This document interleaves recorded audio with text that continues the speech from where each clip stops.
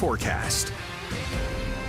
Still keeping a very close eye on first alert radar. There's no active severe thunderstorm warnings to watch, but there is one thunderstorm that is very energetic. That's going to be exiting Pike County and Lamar County and into portions of northeastern Upson County. You can see there's a lot of lightning in this area and definitely picking up on some winds that are roughly 40 to 50 miles per hour. If this storm intensifies just a little bit, we could see another severe thunderstorm warning. But this is exiting our area, so nothing that we're really concerned with. Over the course of the next 30 minutes, I think we're just going to be dealing with a widespread rain opportunity, and unfortunately it's been wet. We've had rain opportunities for a while now, so the concern for at least isolated flash flooding is a possibility. We're dealing with about a 5% chance north and east of Atlanta, 15% chance of getting some flood guidance for areas along and south of I-75 and I-20. So something we're keeping an eye on as we head through the next couple of hours. Tomorrow's rain chances are going to be more isolated, not quite as widespread as what we're tracking today. And then we do have a first alert weather day coming down the pipeline both Thursday and Friday. Similar stories, scatter rain. I do think that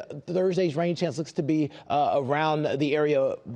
50% coverage here, slightly higher coverage on Friday. A few thunderstorms are going to be possible both days. The severe weather risk, though, on the lower end. Not zero, so reasons to have that first alert weather app locked and loaded and ready to go. Here's how we get through your Thursday. You can see we get a burst of energy moving through the area around 7, 8 o'clock. That's going to impact the morning drive, and then it becomes more isolated around the 2 to 3 o'clock hour. A lot of folks have some dry time. Unfortunately, we get another wave as we head into your Friday, and this unfortunately looks to be a morning commute maker as well, north and west of Atlanta, as we head closer to 10 o'clock, moving through the city of Atlanta and then pushing to the south and east as we head through the afternoon. Looks like we'll get some clearing on the back end, and the forecast at least gets marginally better as we head into the weekend. Definitely some drier time Saturday and Sunday. Temperatures back into the low to mid 80s, and we're warming as we head back to work next week.